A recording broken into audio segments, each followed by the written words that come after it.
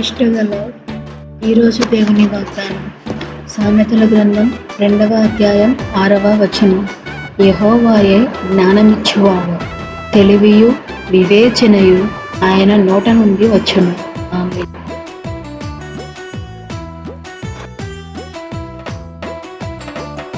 స్తోత్రం స్తోత్రం స్తోత్రమేసయ్యా, సర్వ సృష్టికి ఆధారభూతుడా, విశ్వమంతయు సృజించినావయా.